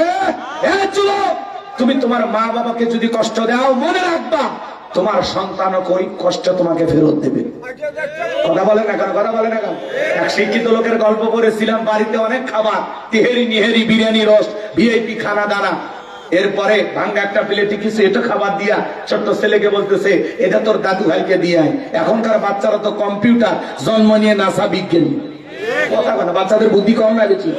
জিজ্ঞাসা করতেছে, আব্বা এই ভাঙ্গা প্লেটে এটো খাবার বা আমার দাদুর জন্য, আমরা তো ভালো খাইলাম, তো ভালো খাবার দেন। তখন বলতেছে, চুপ কর, তো দাদুর বয়স হয়ে গেছে, এই খাবারে চলবে, দিয়ে আয়। তখন ওই ছেলে বলতেছে, আব্বু তাহলে আমি প্লেটটা যত্ন করে রাখবো, দাদুর মতো যখন আপনার বয়স হবে এই প্লেটে করে আমি আপনাকে খাইতে দেব। শিক্ষিত মানুষ বিবেকের দরজা খুলে গেছে, ভাঙ্গা প্লেটের খাবার ফেলে দিয়া সন্তানকে বুকে জড়ায় বলে, বাবা কলেজ বিশ্ববিদ্যালয়ে যা শিখি নাই আজকে তোর কাছে তাই শিখলাম। এইবার বাবাকে স্টোররুমে ফেলায় দিছিল, সেখান থেকে 3 তলা বিল্ডিং এর উপরে তুললেন, গোসল করা দিলেন, নতুন জামায় পরা দিতেছেন, আদর যত্ন করতে লাগলেন। স্ত্রী যা বলতেছে, কি বাবা এই মুরব্বীরে বুড়িয়া মানুষটারে আবার উপর তুললেন, কয় চুপ কর, আজ থেকে আমরা যা খাবো বাবা তাই খাবে, আমরা যা পড়বো বাবা তাই পড়বে, আমরা এই রুমে ঘুমাবো, পাশের রুমে বাবা ঘুমাবে। আমার বাবাকে নিয়ে যদি করিস বাড়াবাড়ি, 1 2 3 পাঠায় দিব বাপের বাড়ি। বউকে একটু বলে দেন, 500 রাতে বিড়াল মারা লাগবে। শুনছেন বিড়ালের গল্প? কি করলেন? কষ্ট হচ্ছে আপনাদের? আলোচনা কি চলবে? কোরআন হাদিসের কথা শুনবেন? কারা কারা একটু হাত তুলে দেখা তো, দেখে লিল্লাহি তাকবীর। দিনের জন্য, ইসলামের জন্য সবটুকু দিতে রাজি আছেন তো ইনশাআল্লাহ? আমি কি হাত নামাতে বলেছি? তাকবীর দেন, লিল্লাহি তাকবীর। বাম হাত নামান, শুধু ডান হাত তুলে রাখেন, শুধু ডান হাত। কোনো কথা হবে না। কিছুক্ষণ আগেই আপনারা অনেক ভাবে আলোচনা শুনতেছেন, আমি আরো কথা বলবো ইনশাআল্লাহ। এই মাহফিলের জন্য, আজকের আয়োজনের জন্য আপনারা যে যতটুকু পারেন ডান হাতটা পকেটের ভিতর ঢুকে দিয়ে যে যা পারেন আল্লাহর রাস্তায় আপনারা দান করবেন। সবাই ডান হাত পকেটে দেন, নিজের পকেটে হাত দেবেন, অন্য কারো পকেটে হাত দিয়ে পকেট মেরে বলে মার খাবেন না। 10 20 50 200 100 500 2,000 5 10,000 1 লাখ 2 লাখ যে যা পারেন আল্লাহর রাস্তায় আপনারা দান করবেন। এই আয়োজন আজকে কত বছর ধরে হচ্ছে? 53 বছর ধরে হচ্ছে। ছেলে পেলে যাবে, আপনারা দিয়ে দেবেন ইনশাআল্লাহ। আমার হাতে 500 টাকা, 1000 টাকা, 2 4 5 10,000 যারা দিবেন তাড়াতাড়ি দেন, ঝড়ের বেগে আসেন, সময় কম। আমি আলোচনায় যাব, বাকি কথা শেষ করে আমাদের পোলা রেডি হয়েছে। ভাই পোলার বন্ধু তুইলেন না, আসেন আসেন। কত বাবা? আচ্ছা আলহামদুলিল্লাহ, এক বাবাজি 100 টাকা দিয়েছেন, আল্লাহ কবুল করেন। আর আপনার নাম কি বাবা? আলহাজিউদ্দিন নাম, বাপের বেড়া মতো করছে, খান কাম নগদে 1000 টাকা জোরে পান মারহাবা। আল্লাহ দানটা কবুল করো, হাত বাড়া দাও, জিন্দেগির গুনাহগুলো মাফ করে দাও, কোটি কোটি টাকার মালিক বানায় দাও, দুনিয়া আখিরাত ইজ্জত সম্মান বাড়ায় দেন, জোরে বলেন আমিন। আসেন আসেন দরদিরা আমার, দিয়ে দেন বোঝে মন। একটা যুবক 100 টাকা আল্লাহ কবুল করেন। কই আপনাদের লোক কই? আপনাদের ছেলে পেলে নাই কেউ? আর রুমালটা ভিতরে ঢুকে দেন, ভিতরে ঢুকে দেন। ছেলে পেলে যারা আছো বাবা রুমাল নিয়ে ঢুকে দাও। যে যা পারেন এই বাবা পোলা রেডি হয়েছে তাড়াতাড়ি তাড়াতাড়ি সবাই পকেটে হাত দেন। 10 20 15 200 100 500 যে যা পারেন আল্লাহর রাস্তায় পকেটে হাত দেন, টাকা দেবেন। খবরদার কেউ যেন আবার বিড়ি ম্যাচ দিন না। 2014 সালে ওয়াজ করতে গেছিলাম রংপুর তারাগঞ্জ, ওই জায়গায় কালেকশন চলতেছিল। একজন ব্যাগের ভিতরে দিয়েছিল 2 প্যাকেট বিড়ি, দিয়ে লেগে দিয়েছে 1 প্যাকেট মাহফিল কমিটির আর 1 প্যাকেট বক্তা। কত বড় দুষ্ট চিন্তা করেন। এরকম দুষ্টমি করা যাবে না। সবাই পকেটে হাত দিয়ে আল্লাহর রাস্তায় টাকা দেন। মহিলা প্যান্ডেল আছে বাবাজি? মহিলা মহিলা না কথা বোঝে না। মহিলা প্যান্ডেল আছে, বসার ব্যবস্থা না কে? খুবই ভালো, আমি খুশি হয়েছি। পাগলিরা এসে বসছে না কি করবে? এক প্রতিবন্ধী ছেলে তো আছে 1000 টাকা জোরে কারণ মার হাবা। প্রতিবন্ধী যদি 1000 দেয় আপনার আমার আরো কত দেওয়া দরকার? আল্লাহ আপনাদের দানগুলো কবুল করেন। ওই প্রতিবন্ধী ছেলেকে আল্লাহ সুস্থ করে দেন। জোরে বলেন আমিন। এ বাবাজি টাকাটা নেন তো। আলহামদুলিল্লাহ আমার বাবাজি টাকা দিয়েছেন, আল্লাহ দানগুলো কবুল করেন। যে যা পারেন ভাই আপনারা মুক্ত হস্তে আপনারা দান করেন। আপনারা প্রত্যেক বছর এখানে গরু টরু দিয়ে জবা করে অনেক কষ্ট করে পোলা টোলার আয়োজন করে আপনারা দেবেন ইনশাল্লাহ। আর কর্তৃপক্ষের ভাইদেরকে আমি পোস্টার দেখি নাই, তারপরে বলে দিছি যে এরপরে লিখবেন বিরাট ইসলামী জালসা অথবা বিরাট ওয়াজ মাহফিল, এর নিচে ছোট করে লিখবেন হালকাই জিকির অথবা দোয়ার মাহফিল হালকাই জিকির। এইভাবে আর পোস্টার করবেন না, এটা সেই যুদ্ধের আগে চলতো। এখন আর এলে পোস্টারে মানুষ যাওয়ার চায় না। এই যে আপনাদের অতিথি আসলো মোশাররফ ভাই কি বলছে জানেন? কয়েকদিন ধরে যে কয়টা মাহফিলে গেছি সবচেয়ে বেশি লোক আজকে দেখছি। কথা বলছেন ওনারা যে কর্মীরা আসছিল না পাশে, ওরা বলতেছে হুজুর 5টা মাহফিলে গেলাম, ওই 5 মাহফিলে এক জায়গাত করলে যে শ্রোতা আপনার মাহফিলে তার সাথে বেশি। আলহামদুলিল্লাহ আপনারা যে আসছেন, আমি তো টেনশনে ছিলাম যে মনে হয় লোক হবে না। তারপরে আলহামদুলিল্লাহ আপনারা যে শীতের মধ্যে বের হয়েছে, আপনারা যে পুরুষের পরিচয় দিচ্ছেন। যে শীত, দুর্বল পুরুষ বাইরে হবার পারতেছে না। আর বউ করছে এমনি তোমার শরীর চলে না, তুমি এই শীতের মধ্যে বাইর হয়ে আমার বিধবা বানায় না, বুঝছেন? হ্যাঁ, যারা দুর্বল পুরুষেরা বাইরে হবার পারেনি, আপনারা যারা বীর পুরুষেরা আসছেন আল্লাহ কবুল করে। আর একজন 500 টাকা জোরে কোন মারহাবা লিল্লাহি তাকবীর। আল্লাহ দান করেছেন 500 টাকা, দুনিয়া আখিরাতের এই কোনা করো ঠেকা, মরে পরে রাসূলের সাথে একই জান্নাতে করে দিও দেখা। টাকার আমটা বড় ভালো, অন্তরে জ্বালা দাও করোনার আলো, টাকার মধ্যে না সিরা। আল্লাহ গোলাম রব্বানি দোয়া দিনা ফিরা জোরে কোন মারহাবা। আর কি আছেন? তাড়াতাড়ি তাড়াতাড়ি, সময় কম, আসেন তাড়াতাড়ি আসেন। আমার হাতে দেওয়ার মতো আছেন যারা আসেন তাড়াতাড়ি। ছেলেবেলে ব্যাগ নিয়ে রুমাল নিয়ে গেছে বাজার দেন, মুক্ত হস্তে আপনারা দেন, প্রাণ ভরে দান করেন। প্রত্যেক বছর 8 মণ, এইবার না 8 মণ চাষা, 8 মণ পাক আছে, 8 মণ পোলা, চিন্তা করেন। জি আপনার বুদ্ধি শুনে তো আমি চলব না, এটাই আমার সিস্টেম শেষ। কথা বলেন আমি তো চাইতেছি না 500 টাকা 1000 টাকা 2 4 5 10 হাজার এরকম বড় দাম দেওয়ার মতো কেউ থাকলে বাজান আসেন, তাড়াতাড়ি আসেন, সময় কম, আমি দোয়া করে দেবো। বাজান আসেন, কলিজের ভাই আমার 500 টাকা 1000 টাকা যারা দিবেন তাড়াতাড়ি নিয়ে আসেন, সময় কম, খুব দ্রুত গতিতে নিয়ে আসেন। আর ছেলেবেলে ব্যাগ নিয়ে গেছে, যে যা পারেন সাধ্য অনুযায়ী দান করবেন। আল্লাহ আপনাদের দানগুলো কবুল করেন, জোরে বলেন আমিন। সভাপতি, প্রধান অতিথি, গণ্যমান্য ব্যক্তিবর্গ ওনারা তো দিয়ে গেল, তাই না? আর কে এটা সভাপতি? ইনি সভাপতি, এনার নাম নাসিরউদ্দিন। ইনি নাসিরউদ্দিন না? আর আপনি কথার মধ্যে জোড়াতেলি কত দিবেন কন? আপনারাই তো দেন, ঠিকই আছে, দিতে বুঝে না কিসের সভাপতি? বিএনপি সভাপতি গেছে, এই বয়সে চাষা তো ভালোই পদ নিয়ে বসে আছে। হ্যাঁ আলহামদুলিল্লাহ। চাষা 4 নম্বর ওয়ার্ডে বিএনপি সভাপতি, বলেন চাষা কন? নাসিরউদ্দিন চাষা কত? আহারে কি নাম ভাই আপনার?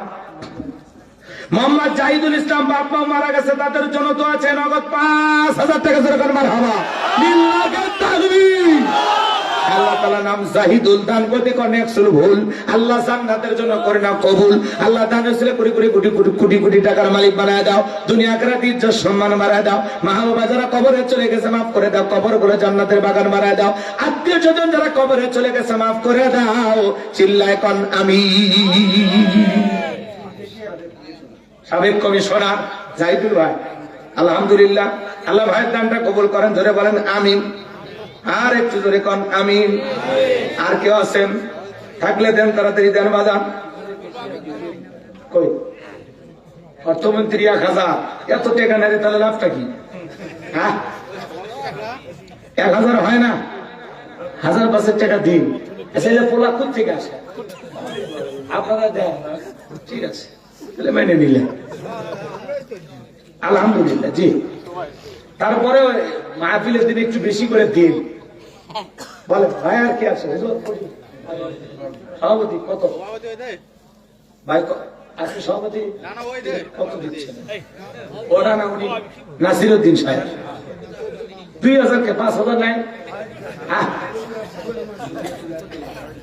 নাসিরউদ্দিন সাহেব 2000 টাকা ধরে গান মারহাবা লিল্লাহি তাকবীর। আল্লাহ দান কবুল করে, জোরে বলেন আমিন। আর কি কি নাম চাচা?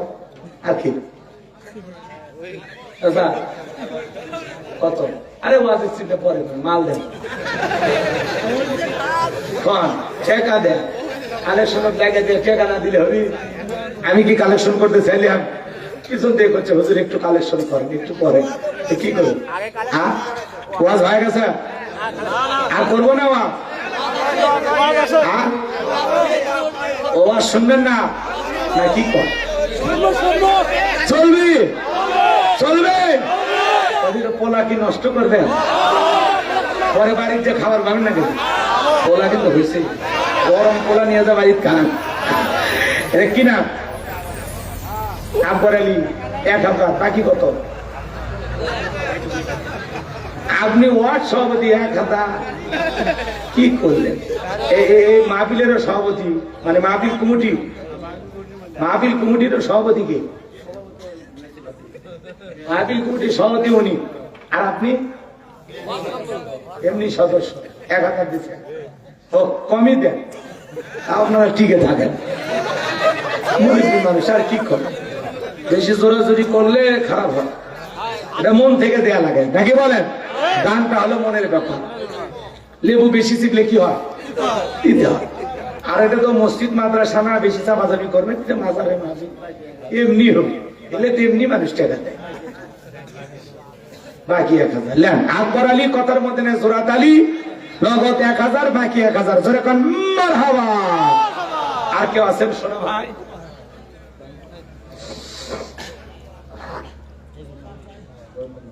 নাই নাই নাই নাই, দেবেন না? বাকি দেন আগামী, বলে হুজুর আগামী বার লবণ চাল একটু দেব, না হলুদ দেন, 5 কেজি গোস্ত দেন, মরিচ দেন, এরকম দেন, দেয় দেয় 2 মণ চাল দেন, পোলা হবি 8 মণ চাল দেন। মাজারে ঘর করবেন, ঘর হইবি, ঘর লাগবি না।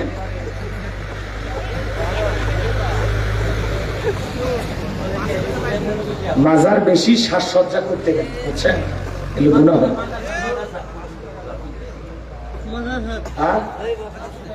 কিনা ইসহাক আলী নবীর নামে নাম, বাপের বেটা করছে খান কাম, বাকি 500 টাকা করে কোন মারহাবা। আর কে আছেন বলেন? বলেন বলেন কিনা? আছে আছে, বাকিতে দেবেন।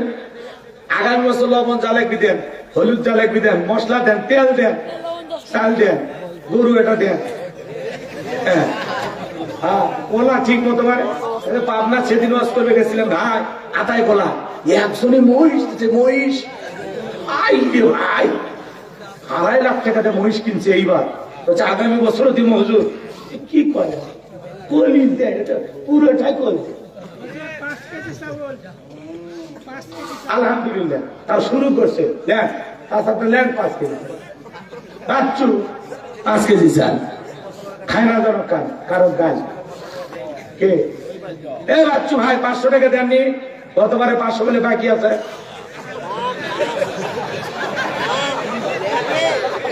দেননি? ওই সেটা অন্য বাচ্চু আপনি দিতে চাননি? হ্যাঁ কোন চেয়ারম্যান আছে? চেয়ারম্যান ভাই কত? চেয়ারম্যান 500, ক্ষমতা আছে না সাবেক চেয়ারম্যান? সেটা এখন তাহলে থাক, ক্ষমতায় নাই আর কি কম। ভাই বড় চেয়ারম্যান হলে তখন 50,000 দিয়ে দিলেন, এবার মেনে নেন। অত বাকি না তোলাই ভালো, বাকি দিয়ে দেন আমার সিটে না বগুড়া নয় কিন্তু অনেক না দিলে। আচ্ছা বাকি প্রতিশ্রুতি দিয়ে আপনি দেন না, তাহলে নাম লিখে দেন। এই কমিটির সাথে তামাশা করেন, বুঝেন যে আমরা দিচ্ছি। পীরগঞ্জের এক ঘটনা শোনেন। পীরগঞ্জে আমি সিমেন্ট চাইছি আল্লাহর ঘরের জন্য, ভাই প্রথমে 100 বস্তা কে দিবেন, আপনার বাপ মা 14 গোষ্ঠী সবার জন্য দোয়া করবেন। ওই মনে করে দোয়ার কথা শুনে একজন হাত তুলছে, বুঝলেন আমি 100 বস্তা দিই। পরে মসজিদের ছাদ যখন ভাঙ্গি, মানে মসজিদের ছাদ যখন দিবে, তখন ওই কমিটির লোকজন গেছে যে ভাই 100 বস্তা সিমেন্ট আমরা তো ছাদ ডালাই দেবো। তখন করছে হুজুর এমন ভাবে ধরছে, মা বাপ সবার জন্য দোয়া করি। আমি আবেগ সামলাবার পারিনি, আমি হাত তুলে 100 বস্তা দিয়েছি। আমি গরিব মানুষ, আমি 100 বস্তা কেমনে দেবো? আমি দেবো 1 বস্তা। এরকম কিছু লোক আছে আবেগের ঠেলা হাত তুলে করলে এখন হুজুর 5,000, পরে 500 দেয় না, খালি স্যান্ডেল খায়। এই কমিটি হয়রানি করে লাভ আছে না? দিলে দিলে একটু পৌঁছে দিই। আল্লাহ আমাদের বুঝদান করে, ঠিক আছে? আল্লাহ কবুল কর, জোরে কর আমিন। এইবার শোনেন, কষ্ট হচ্ছে আমি কি বলবো? তাহলে মা বাবার সেবা করবেন তো? পিতা মাতার মনে কষ্ট দেওয়া, মা বাবার মনে ব্যথা দেওয়া। এই যুবক, তুমি তোমার মা বাবাকে কষ্ট দিলে একদিন তোমার সন্তানও তোমারে কষ্ট দিবে। তুমি পালিয়ে যা বিয়ে করলে তোমার বইয়ের বাচ্চা হবে না, ও পালিয়ে যা বিয়ে করবে, কথা হয় না। তুমি যদি মা বাবার চোখের পানি ঝরাও, একদিন তোমার সন্তানও তোমার চোখের পানি ঝরাবে, কথা কয়। আরে বাস্তব প্রমাণ। আমি মাদ্রাসা থেকে আমি পালিয়ে গেছি, আমার বেটাও পালিয়ে গেছে। আমি তো চিকের ইনকা হলো কে? হ্যাঁ ইনকা হলো। পরে হিসাব নিকেশ মিলে জীবনে, ও আমি তো একবার পালাছি, কথা বোঝেননি? আমি মাদ্রাসা থেকে পালাছি, আমার বেটাও পালাছে, সদ্য। কিন্তু একটা জায়গায় ঠিক আছে, আমি আমার মা বাবাকে কখনো কষ্ট দিইনি, কথা বুঝতে পারছেন? এখনো তাদের সাথে আমার যথেষ্ট সুসম্পর্ক, এমন কোন দিন নাই ফোনে কথা হয় না, কথা বুঝতে পেরেছেন? আমার বাড়িতে এসে থাকে না, কি করবেন? গ্রামের মানুষ শহরে থাকতে যায়, শহরে থাকতে চায় না। সর্বোচ্চ মেয়াদ 7 দিন, 7 দিনের মধ্যে একেবারে জিউ আলটে উঠবি, বাবা আর থাকবো না বাবা, এলে শহর ভাল লাগে না। আবার গ্রামত যা ঘুরবি, পান খাবি আর এলাকা ঘুরবি, বোঝেননি? এই বাজারত যাবি না চা খাবি, ওইটা তার এই এলাকাতে আসলে হয় না। সেই শহরে 3-4 তলা দুটো চুপচাপ থাকা লাগে, ওইভাবে কার জীবন চলে। তো যাই হোক, আমার মা বাবা আলহামদুলিল্লাহ তাদের দোয়া ভালোবাসা নিয়ে আজকে আমি গোলাম রব্বানী। এই জন্য বাজার আপনি যা করবেন এটা শোধ যাবে, আমি এটা দেখতেছি, আসলেই শোধ যায়, কথা কন না কেন? এই জন্য খবর। উমর ফারুক কে? উমর ফারুক 100 নগদ 1000 বাকি। উমর ফারুক এটা চাওয়া লাগবি না? চাওয়ার আগে দিব ভাই, দেওয়া লাগবে কিন্তু। এটি কিন্তু বাকির হাল খাতা মেলা বাকি আছে, 35,000 টাকা আমরা পাই হাল খাতা। এই টাকাগুলো ব্যাগে তোলেন, অনেক রাত হয়েছে, আমার আর জ্বালাইন না, আমিও জ্বালাবো না, দেখে নেন যা হয়েছে আলহামদুলিল্লাহ।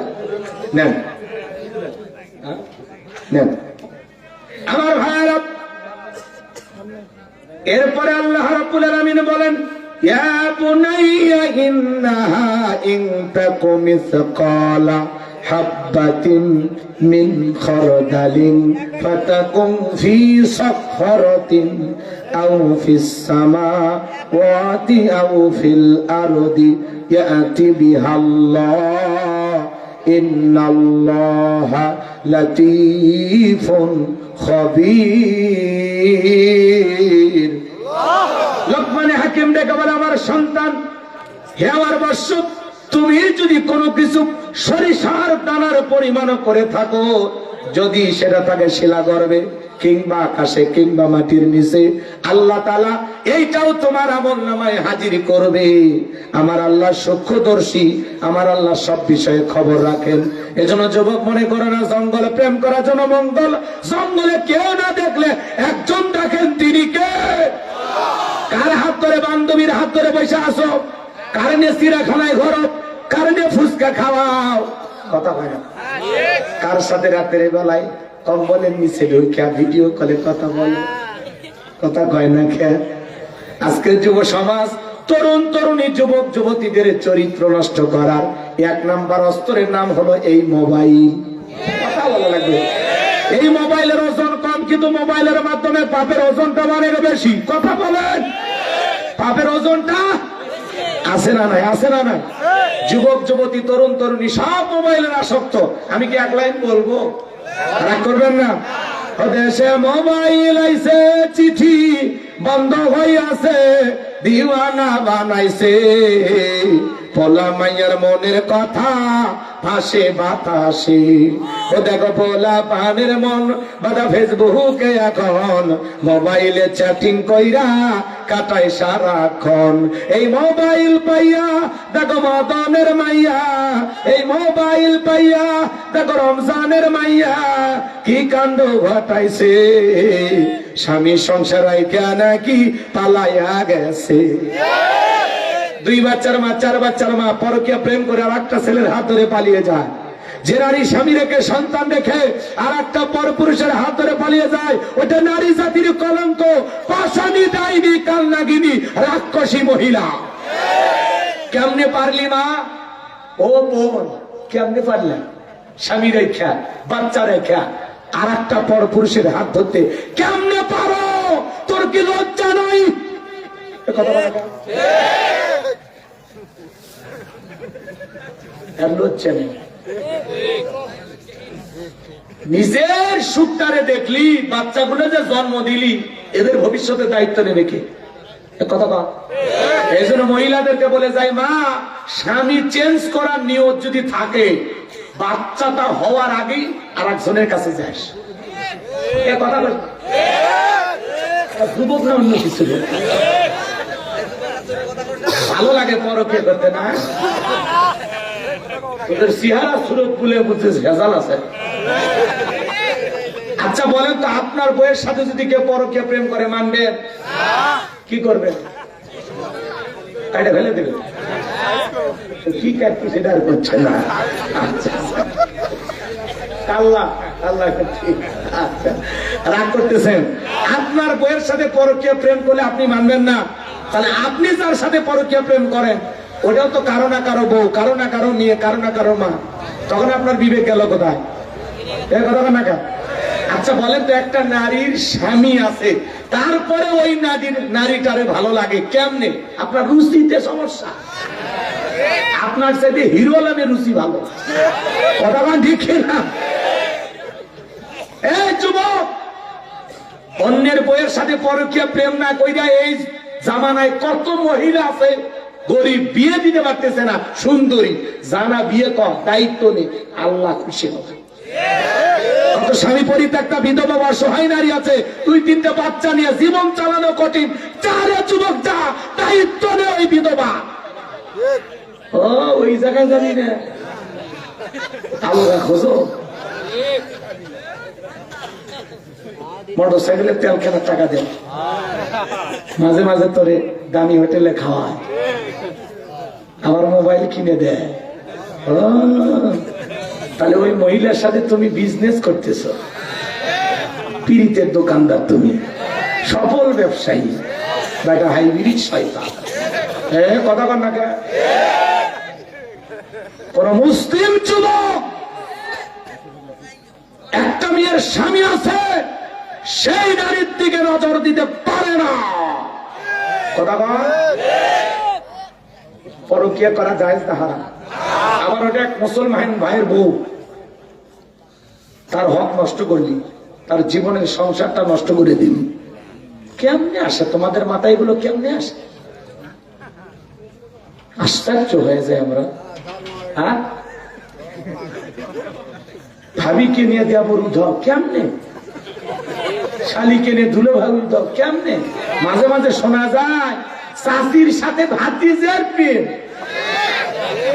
হ্যাঁ হ্যাঁ, নওগাঁ দেখলেন না, ভাইরাল হলো ঘটনা। আল্লাহ বড় মায়ে ধর্ম মাও, ও ধর্ম মাও মেনে বিয়ে করছে, ওই তো পৃথিবীর সেরা শয়তান। মাও মেনে বিয়ে করছে, এরা সমাজের নিকৃষ্ট মানুষ। ওই যে আগে বললাম যে মানুষের পেট থেকে জন্ম নিলেই মানুষ হয় না। যারা এই ধরনের কাজ করে ওরা তো মানুষের কাতারেই পড়ে না। একটা কুকুরও যা ওইটাও তাই। কুকুরের নির্দিষ্ট কোনো বউ আছে? ওরা বিয়ে করে। ওই কুকুরের স্বভাব যা, এই যে পরকিয়া করে বিভিন্ন নারীদের সাথে, যারা এরকম নষ্টামি করে, ওই একটা কুকুরও যা ওর ভিতরেও তাই। কথা বুঝতে পারতেছেন? আল্লাহ আমাদের হেদায়েত দান করেন। একটু জোরে কর আমিন। আর টিকটকের নিচে আছে না নাই? ওদেশে টিকটক আসিয়া সব গেল বাসিয়া, সিদ্দিক সোরা নায়ক হইছে আইডি খুলিয়া, হিরো আলম নায়ক হইছে আইডি খুলিয়া। ওই এমপি পদে দাঁড়াতে চাইছিল আপনাদের এখান থেকে, কিন্তু ওই যে নমিনেশন পেপার যেদিন জমা দিবে 2 মিনিট লেটে গেছে। ওই নির্বাচনের অফিসার যারা আছে এই মনে দুঃখে বাইর হয়ে আসতে উল্টে করে গেছে। এই নন্দীগ্রামে আসে মার খাইনি ভাই, কালো নন্দীগ্রাম তো মার খেয়েছে। আবার আমি মার খাওয়ার জন্য এমপি হওয়ার চাইছি, আর হলো আর আশাটা আর করুন। সব সময় আলোচনায় থাকে। কথা কন, কথা কন। এই মোবাইলে হাই কি জাদু আছে ভাই, পোলাপান বুঝাছে, পড়ালেখা তুইলা রাখছে সপ্তমাকাশে। লোকমান হাকিম বলতেছে, বাবা তুমি যদি সরিষার দানার পরিমাণও ভালো কিছু করো, সেইটা আল্লাহ আমল নামায় লিখে রাখবে। আবার সরিষার দানার পরিমাণও গুনাহের কাজ যদি করো, ওইটা আমল নামায় আল্লাহ লিখে রাখবে। হোক সেটা শিলা গর্ভে, আকাশে কিংবা মাটির নিচে। আপনি জঙ্গলেই গুনাহ করেন, আর বনের জঙ্গলেই গুনাহ করেন, আর বিমানে চৈরাই করেন, আর পানির নিচে যায় গুনাহ করেন, আম বাগানে করেন আর জাম বাগানে করেন, আর সোয়েলা নৌকা চড়ে ঘোরেন, আর প্রাইভেট কারে চড়ে ঘোরেন, যেখানে যা গুনাহ করতেছেন, ভালো করলেও লেখা হবে, খারাপ করলেও লেখা হবে।